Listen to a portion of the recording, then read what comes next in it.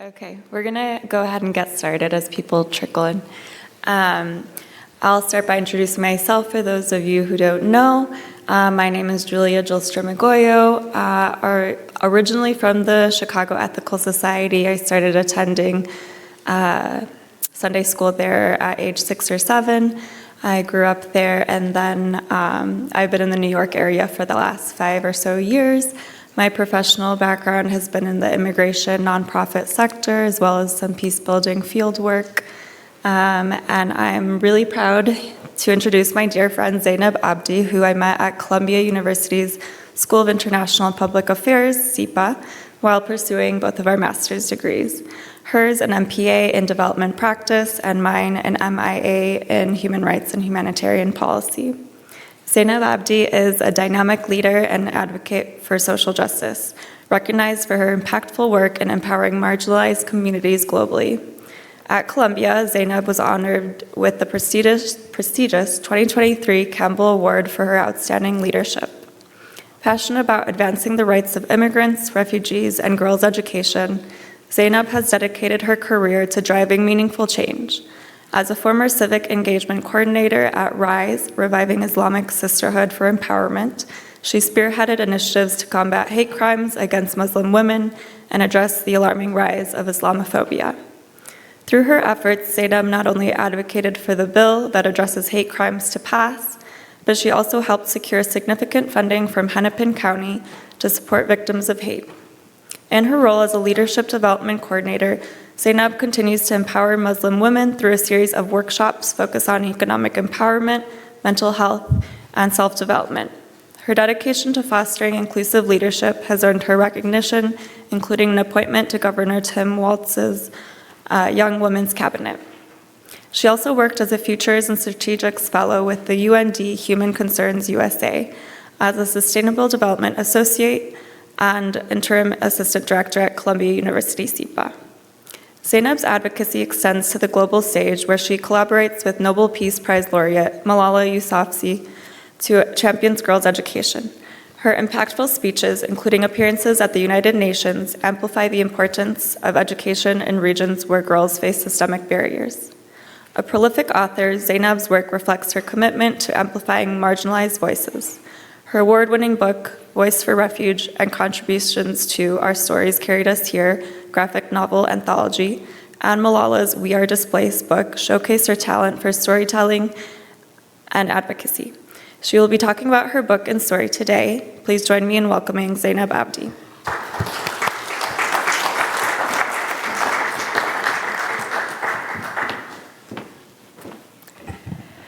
Thank you, everyone, for including me and for being here. It's really great to join you and join everyone, especially that I had a major in philosophy in undergrad, and it's really great to hear all those philosophical leaders and scholars and kind of like reflecting on my time in my undergrad. And I went to St. Catherine University, so next door, close in St. Paul. And this is my hometown, Minnesota. Welcome to everyone who is outside of Minnesota State. It's like a really nice place, but also it's a home for the largest Somali community here. My background, I'm from Somalia and Yemen, and I came here in the end of 2014 during the coldest time of Minnesota that could has happened in the winter, in December, coming from Yemen to Egypt to here has been really interesting journey. And that's why Voice for Refuge, it's bringing us to think about the world in a different way than what divides us based on our colors, our religion, our background, to bring us into that center of humanity. And I really appreciated the two scholars who talked about how we think about ethics and moralities and look into our shared common, which is our human commons. And storytelling is one of the amazing things to think about when it comes to looking into what things we share with another human that's different than us. So Voice for Refuge is a journey for not only for me, but for young girls who always felt that they cannot fit into narratives of Western narrative on their experience, their struggles, their hope, and their dreams. In a time of immigrants and refugees struggle in many places, not only here, from Ukraine, Palestine, Somalia, Yemen, Syria, and we see it in Mexico and North and other places in Africa. So many people have been moving, not only now, in generations and years and thousands of millions, people have been moving from place to place. It could be for finding a new home, or moving because of disaster and climate dangerous and other factors such as war and conflict that's happening in regions right now. During this time, I really want you to kind of think and reflect on what does it mean to not only share our stories, but also develop that hyper empathy.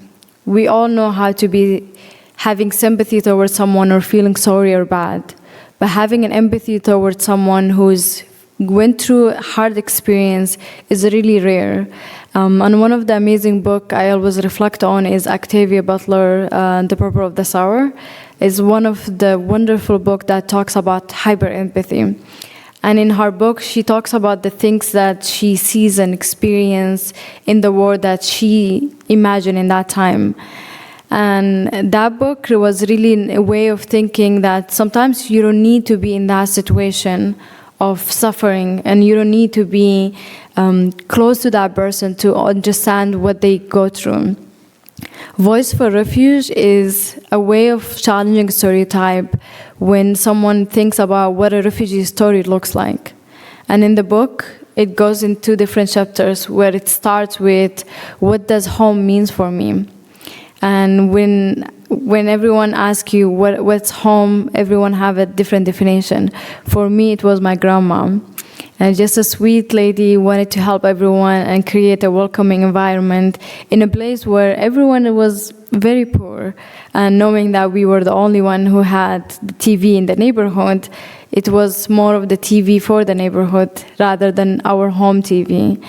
And seeing the celebration and the places that she also had been sharing her food and meals with everyone around the neighbors, that was home for me. Remembering when I was young, seeing refugees coming from Ethiopia, Somalia, and coming to our homes, in that time I did not know them as a refugee. I know them as our family because she never introduced them as passengers coming to stay with us for a little bit until she directs them to UN agencies. And I always thought about what the world would look like if there was so many grandmas like my grandma. And in the time where I became a refugee, I was looking for that grandma in a place to be hosted in, a place to be welcomed at. And that's why when I think about my refugee experience, my grandma is one of the main story in that. And then in the middle of the story talks about the Arab Spring in Yemen, and then the Arab Spring I experienced it in Egypt, and then coming to the US, and in 2020 having the uprising in Minneapolis. And you always have that fear of like you moving from a place to another place, and then this is gonna be the end, and we were not gonna face suffering. But that's lie. When we think about the world is full of pain and suffering, but it's the way we react with suffering and pain, and the way we take it, and the way we receive it and give it around us. We could either reflect that pain and give it to other people by sharing that pain, or we could use that pain to make sure that others don't suffer around us. And toward the end of the book, it's about the hope of young people, especially girls who want to fight to get a better education, no matter if they felt they could fit in or not, but finding that voice for themselves. And the book we will discuss, me and Julia, in a little bit, it has both in English and Arabic, and I really wanted that Arabic in the side of the book, so people who look like me and speak my language could also find that story and that voice for themselves. And this story is not only for me, it's a story for so many people, and also for people in America, so they could understand the other stories and welcoming the dear neighbor. So we will start the conversation right now, and we will have also later questions for anyone who want to ask. Thank you.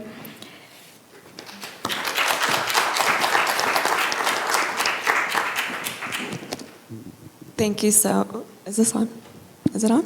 Okay. Thank you, Zaynab, for that introduction to your story and book. Is there anything before I go into my other questions that you want to talk about specifically about what's in the book, whether themes or content? Yeah, so the book is a graphic novel, which is, I love it so much. It says like up to 18 years old, but trust me, everyone older than 18 could read it.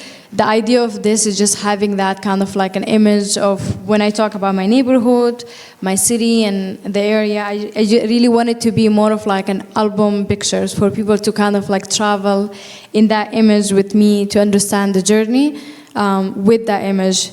And then the book itself has like a really nice workshop inside where it helps you to have conversation with your neighbors or people who read this book or even children at home to understand what does it mean, a refugee or advocacy or revolution, what's a lottery and green cards and those conversations. So there is a discussion questions in the site that has like thinking with, thinking beyond and thinking about, and then having little stitch stories where you could also bring your own narrative and your own story and your own background based on the story you read or your own also journey. One of it is like describe a person you know who makes you feel comfortable and safe.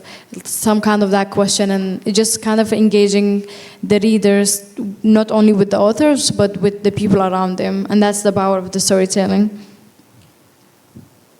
Thank you. One question that I had was, our assembly this year, as you all know, is titled Mindful Stories, A Ritual of Care. Would you say that telling your story is a ritual of care, and can you expand on that? So, one of the beautiful things about storytelling is the part of empathy. There was an MRA test has been done on humans for someone sharing the story about something painful happened to them breaking their leg, and then looking at the other person who was receiving the story or listening to them, how there was some lights in their brain light up. There is a lot of lights with the person sharing the story, and then the other person who was receiving the story, the same area the light has been in their brain light up, and that's called empathy. When I think about like the care and how we use storytelling toward that, is like the healing within, but also the healing around us. When I say it, like when I mentioned my grandma, I saw some smiling faces, and we all have that sense of home with our grandmas or like a relative we grew up with, and that's like the brain connects with humans, giving it that sense of we all belong in this world, and we have that share of like aha moments of like, oh, this reminds me of home, or this reminds me of similar story that I experienced. And I feel like storytelling is part of this, and within the theme of coming of like the care is we cannot empathize with someone when we don't allow them to share their stories and share our own stories, because you cannot just expect people to share their own story and being vulnerable without you taking that step and being vulnerable as well. Thank you. So your book is called Voice for Refuge. Later we'll be having an intergenerational discussion.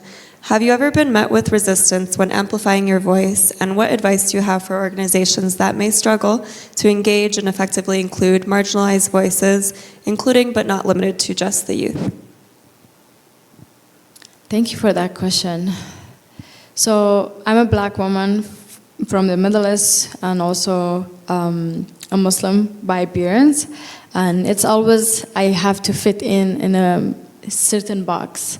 You will never see people who look like me have a different narrative. It has to be that narrative of like you escaped certain discrimination, or like there is very extremist around the areas that you have to bring that story. But there is also different story of like my narrative, and I feel like the resistance that comes with me is more of like when I share my journey as a refugee, it's always that, oh, you went through so much pain, So you've been going through a lot. Can you tell us, did you see guns? Did you see the bomb? Did your home destroyed?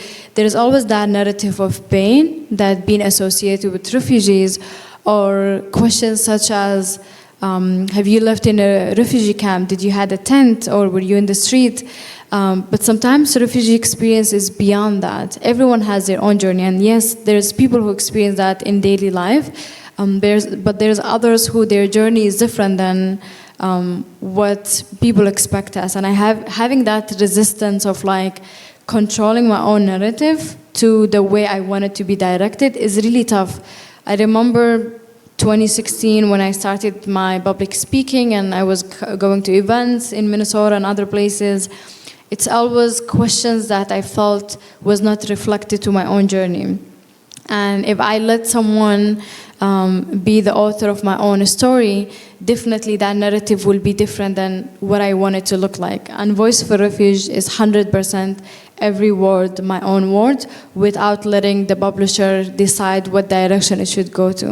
And I feel like that resistance of like owning your own narrative is really important. We see it in media of people who look like me usually being put in one box.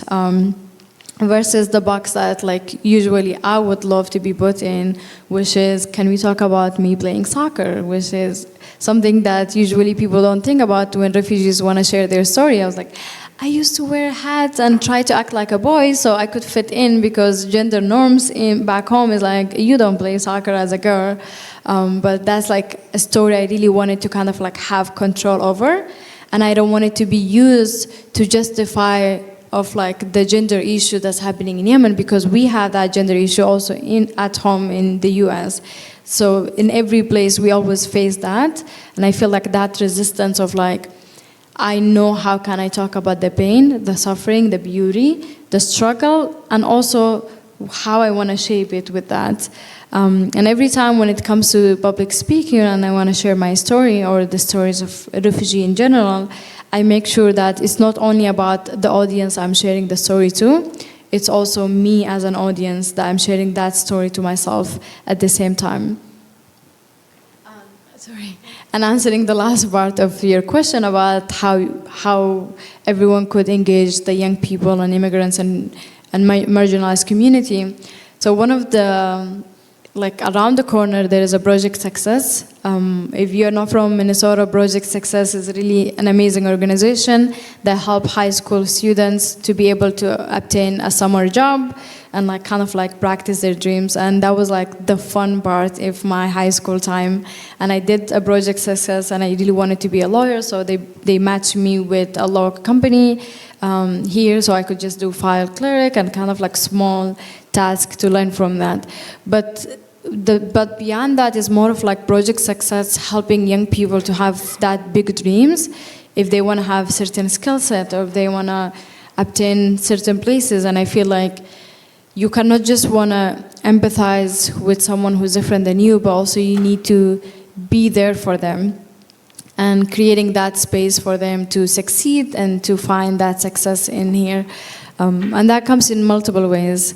And I always take deep pride of the mentors that have been throughout my high school, my undergrad at St. Catherine University, in my master's school, and mentors come in so many shapes. The faculties that taught us, Jeff Johnson, he's my philosophy director, and he was the reason I had to have a triple major because I was like so excited about philosophy. But also like the students themselves are like the peer mentors that you gain in your journey and you learn from them. And I feel like if you want to help a community, you should not be the provider, but you should be there for them and you should be in their journey together. Because sometimes people don't like to just receive, they like to be walking in the journey with you. So don't help them for them to go alone, walk with them in the journey. So you could see the excitement, the downs and the ups during their time. Thank you so much, Zaynab. So pivoting a little bit, and this is a couple topics that are close to home for both of us. From immigration to student protests, we have seen how narrative shapes policy discourse. how can we use people power to take back the harmful narratives that are often pushed by the media and our own politicians? Yeah, it's really big, and I feel like so me and Julia, we went to Columbia University SIPA, and I don't know if you guys has been seeing the news for Columbia starting the whole encampment and protest, and then that has been spread to not only in the U.S. but like worldwide, students protesting, and it's really like in a tough time where freedom of speech and expression, and like we try to center that like our freedom to do whatever we want, to make sure that we protect that ethical view and humanities. At the same time, we see a very I will say ignorant system that tries to kind of like push that narrative of like the otherness, rather than why these kids are angry. Let's listen to them. Let's see what's happening. What they are passionate about. And I feel like that goes to also the climate justice youth in Europe, where Greta Thunberg and other people have been like protesting and painting places to stop oil industry and other places from damaging the environment. And they've been received with names such as like they're kids, they don't know anything, or they are like, even some people calling them climate terrorists. And like that's like a very extreme thing to think about young people who really want to see a better future for themselves and for people around them. And in those times, I really feel like you cannot solve a pain with another pain by stopping young people from expressing their opinion, especially Gen Z. If you stop them from having encampment or protesting in the street, they're gonna go crazy on social media, and they will just try to express their opinion in different ways. And even that comes from the house. Like my younger sisters, they're like in high school, and one she just graduated from undergrad. Things they are passionate about. Sometimes I'm like, oh, I didn't know this was like going on. And like listening to children in our home, and then also to the neighbors around us is really important, but also creating that space for them, because they are the future that they're going to take over this system, this world. And if we are not preparing them to understand that, hey, we are not going to fail you, we may not understand what you go through, your issues may not align with us, but we will create that space for you without trying to put you in a box of like you are the other, or you are a failure test, or name you with different names. And I feel like narrative has been changed.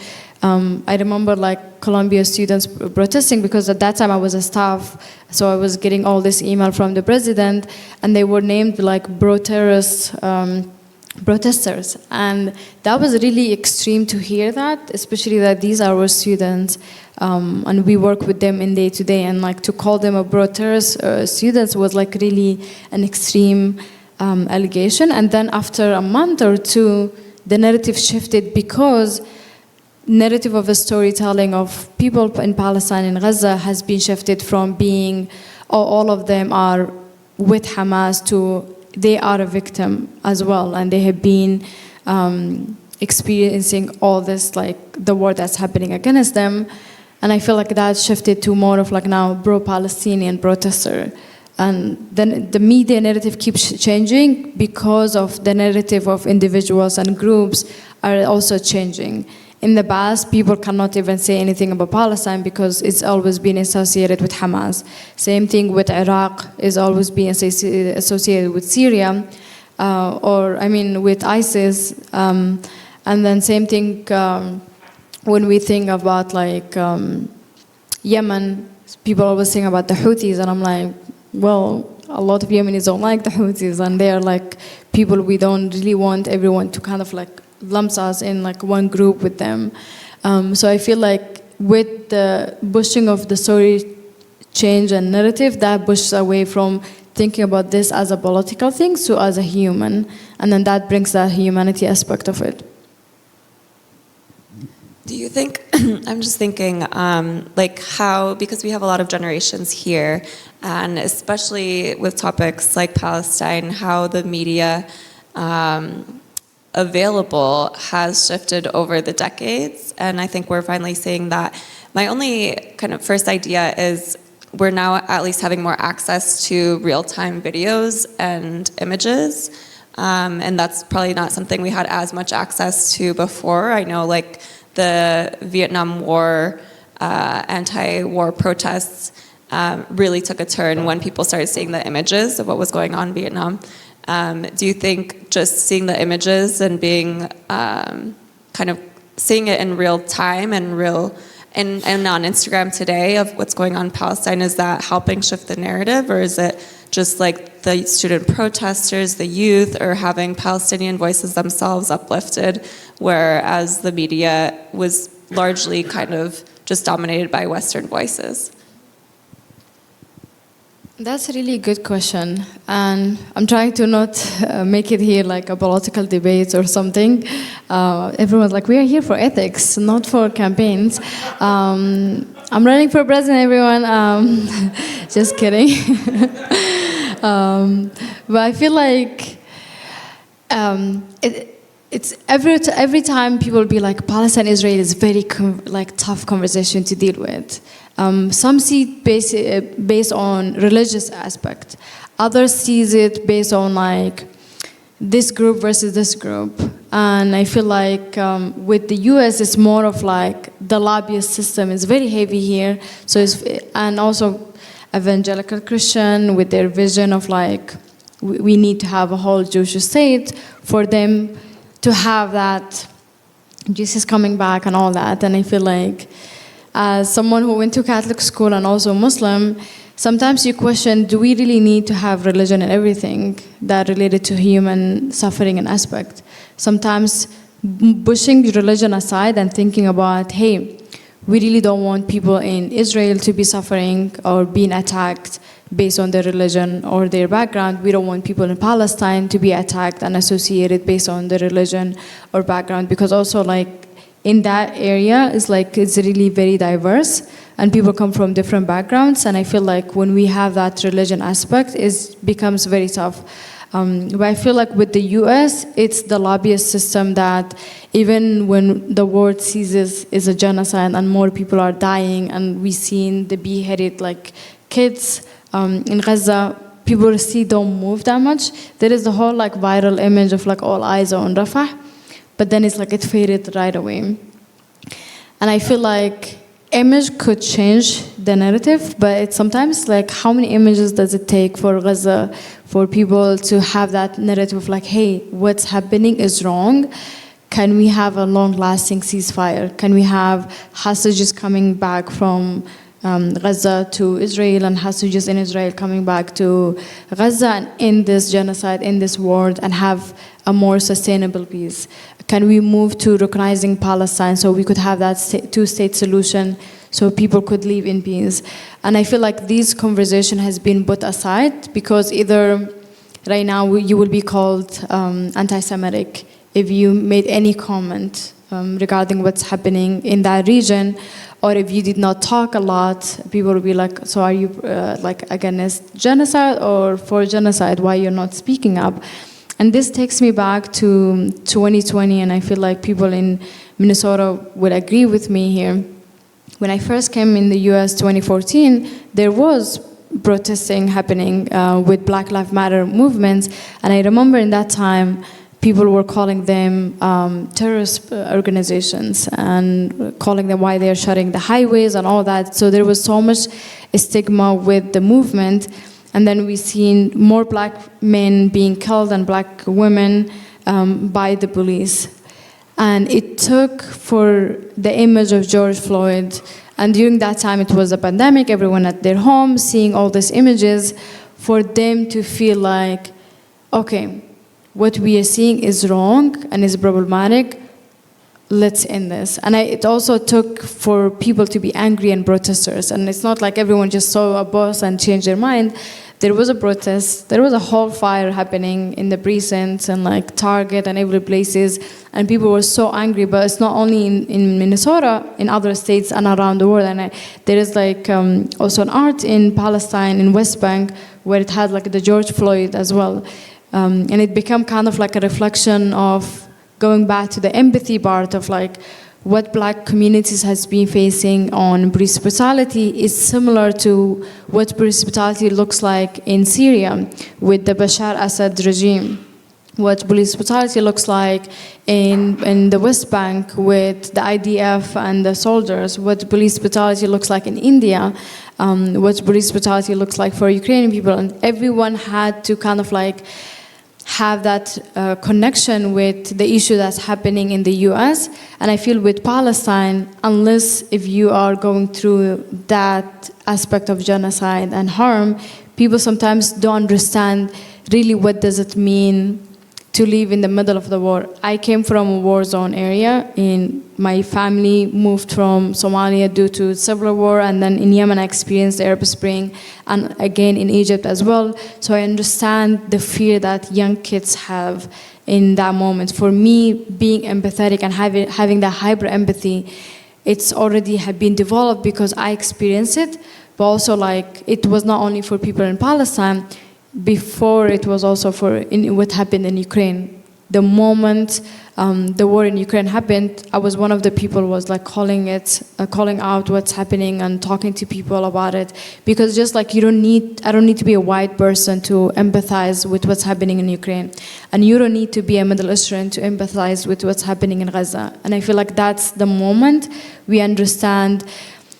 You don't need an image for your human empathy and you questioning your ethical morals to come out. You don't need any image. And I feel like for us to see those images is sometimes put us in more damage to normalize the killing of those children as it's like just a daily thing.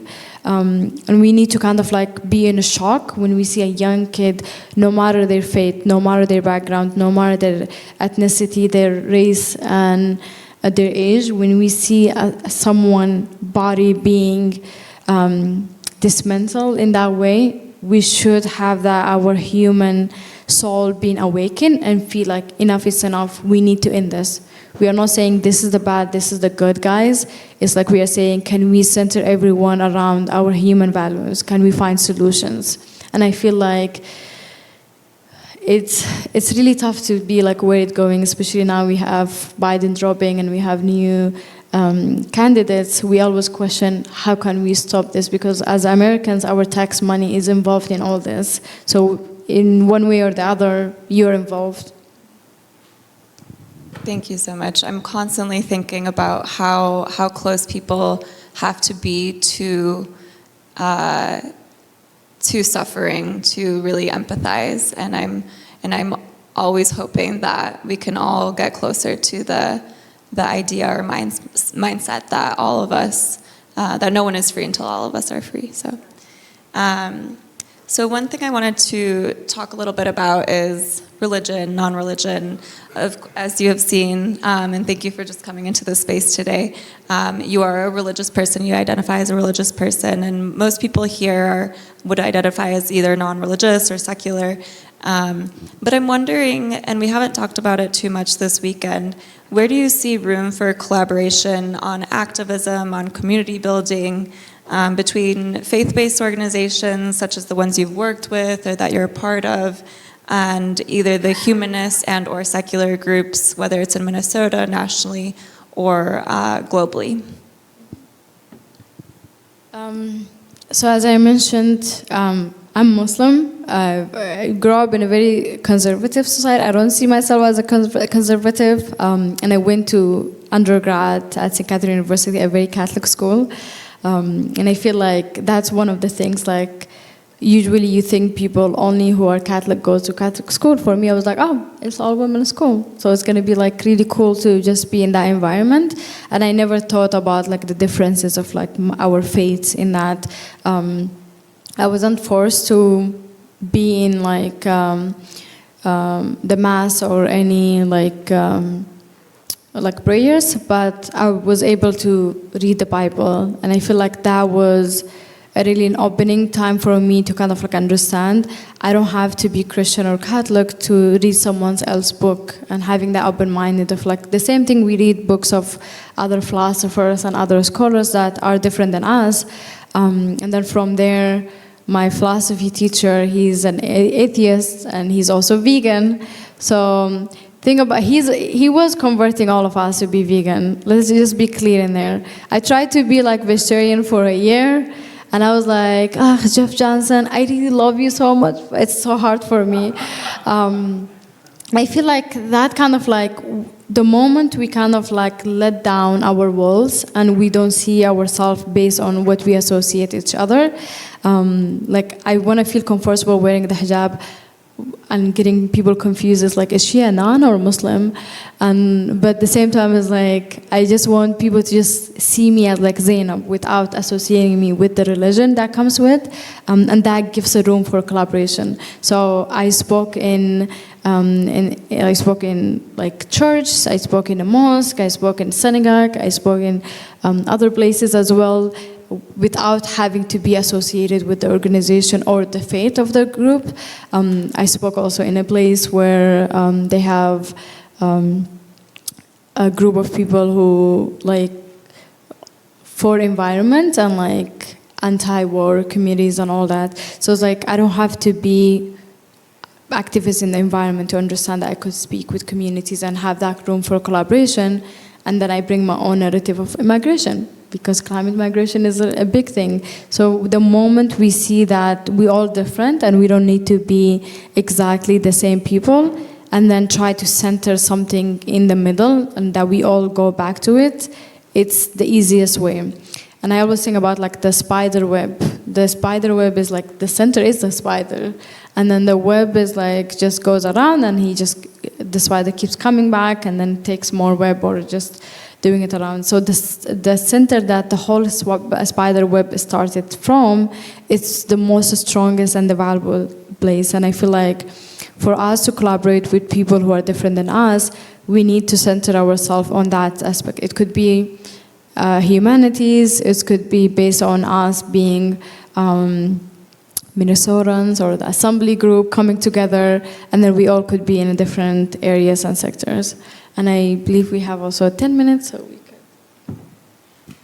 Thank you. I just wanted to add on to, and humanist encompasses so many people, right? And you can be religious and a humanist. And often when I've brought up what ethical humanist is, because a lot of times my friends are confused, and what does it mean that you grew up going to Ethical Humanist Society, and what was Sunday school there? And when I talk about what humanism is, they're like, oh, I'm humanist also. And I'm like, yeah, anyone can be. And I think you would probably identify as humanist as well. So I just wanted to make that distinction. So we're going to just move on to questions from the audience, and we'll be welcoming questions in person and as well as Zoom, and I can go around with the mic. Oh, thanks, Julia. Hey, thanks for being here. Thanks for sharing. It's actually like going off of the last things you were talking about, kind of around collaborating across identity and also religion. I'm just curious, like, what kind of like principles and also challenges are there? Because I'm even your relationship with Julia, right? Someone who is non-theist, humanist, and like how maybe you all have navigated dealing with these issues, and maybe using your various experiences, but also kind of coming to a common ground. Like, what does that look like? And then I guess part of it, this is also inspired kind of a, you referenced Parable of the Sower. And one of the things that I really take from that book is a kind of idea of emergent philosophy or emergent theology that comes to meet the moment. And what maybe that looks like for you, and especially kind of dealing with some of the things you mentioned as like not being a conservative sort of follower of your faith, but someone who maybe is also looking at and sort of always opening to change. That might be also, where you might get a lot of pushback from even the folks that in your own community, kind of what that might look like for you. So, yeah, thanks. Thank you, Christian. I think with that question is like, it goes back to that question of like, people will try to shape you and shape your narrative to what it fits. And sometimes to be able to collaborate with other people is like, are you able to see me beyond what I look like? And if you could like sit with me and be like, oh, her name is Zaynab, and that's it. Like, I see her beyond what I could assume that she is, or what I could assume her brain will say. Is she like like in my religion, maybe it's like, it says like no for this issues or like this values, but that's different than of like what I think of certain issues. The same thing with like one of the things like I appreciate about my religion is like there is the law, and then you have to follow the law of the country.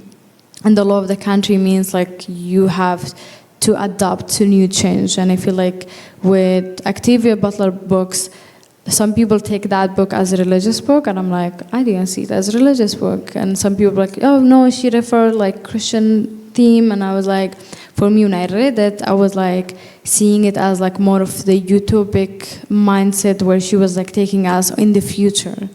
And when we think about future, the future has things that are not part of the present in her imaginary. And for us to collaborate with people who are different than us is like kind of like centering us around that human aspect versus around our differences.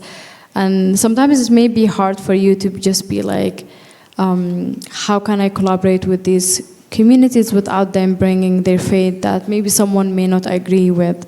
Or how can we collaborate on certain things without bringing our politics into this? I have friends who are Republicans, I have friends who are Democrats, and I never like shamed anyone for like, did you vote for Trump? Did you vote for Biden and all that? Because again, it's like everyone has their own control for their own narrative, but then we could center around our shared narrative. And our shared narrative is a narrative that we built it. And we cannot build it until we put our individual narrative aside. We could pick some of our narrative and identity, but we have to have that shared narrative. And that comes in different shape. And it may feel hard, and I feel like in my master's school, when I first went to SIPA, it's always like hard for people to call me out for events and things because they assume that, okay, she don't drink, so maybe she don't like to party. I'm like, I dance. I don't have to drink. I will just have my ginger ale and then I will just like dance with everyone. But I feel like people always have that assumption based on how you look. And then they always like try to put you on that, oh, because of this, she may not.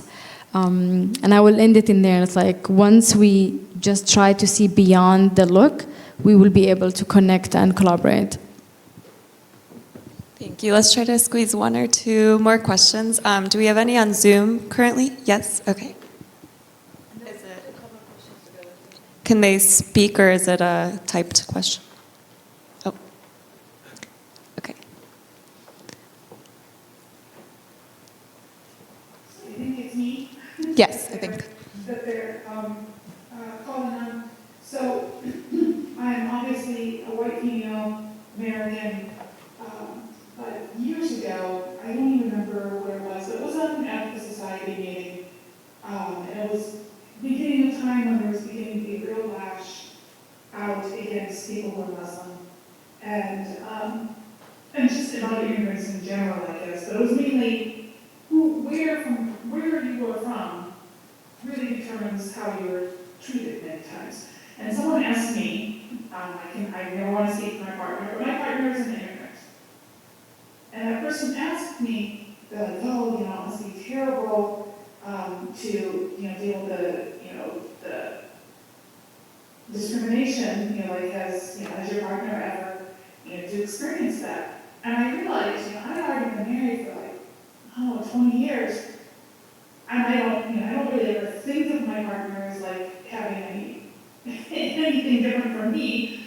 Of course he is. But I realized at that moment, I'm like, my partner is white, male, and his accent is a European accent. And what his experience is going to be very different from an immigrant who is from Syria, or is from Mexico, or any of these other places. And, my husband is privileged. because of not having to face all of those extra things. And, you know, I think about sometimes what Trump says too, and about how, you know, basically he only wants immigrants from places that are white. And that we just all need to really push back against that because it's wrong. That's what I just wanted to say. Thank you. Okay.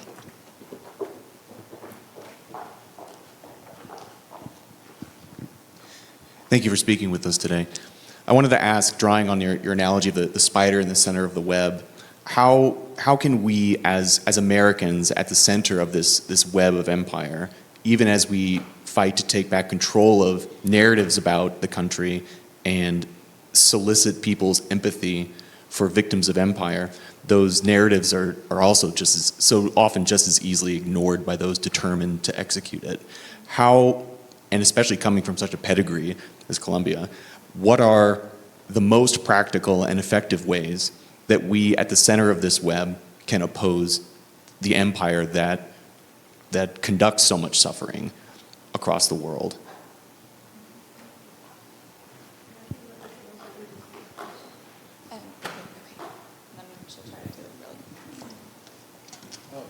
Yeah, I'm just wondering, do you see a path toward bringing empathy to the unempathetic?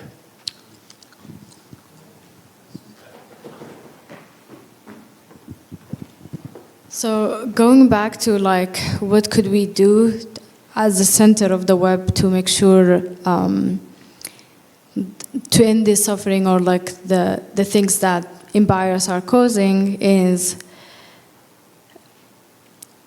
kind of like reusing the same weapon against them. And what I mean by weapon, not the weapon, more of like, we've seen it with the uncommitted voters in Michigan especially. And knowing that Michigan is one of the swing states that, as much as like media does not like to talk about that, what forced Biden to step down. It's not how the debate went so bad. It's more of like everyone was like, hey, there are so many people who has been dislike you because of the genocide that's happening, and this will put the Democrats in a place of like losing votes and losing states. And I feel like using that of like, hey, I may not have much power in the seats, but I have power in voting, I have power in protesting, sharing stories, sometimes even like just welcoming the change of the narrative by like saying, I will challenge myself and I will talk to someone who is different than me. And I did that when my host family in New York, when I first came for 1 month before trying to find an apartment, I talked to someone that she hosted me for 1 month. I know she was a Jewish, but I did not know she was also a dual citizen, having the US citizenship and Israel. And we had deep conversation of trying to understand what her point is and what my point, and like kind of like centering that around our humans and understanding, can we live in peace, acknowledging empires and ethnic cleansing exists in places where we cannot have one group of people live in paradise while other group of people are suffering, and normalize that as it's okay. Can we have everyone come together? And I feel like challenging these conversations is really important, and challenging those narratives. And in order to do that is acknowledging, hey, I may come with so many biases and I'm willing to learn, either from both sides, either one side, or like whoever has the less voice been expressing, and then understanding that as long as we center that everyone should have a peace and ethical living situation, we all should agree in that, rather than saying, because I don't think everyone would want to say, can we have Palestinians right? And then in order to do that, let's have Israeli people suffer. I don't think that's what centers what humans are about. And it should not be like that. It should not be the freedom of Palestinians on the suffering of Israeli people. And for the Israeli people having their own state, it should not be on the back of Palestinian people being displaced and killed every day.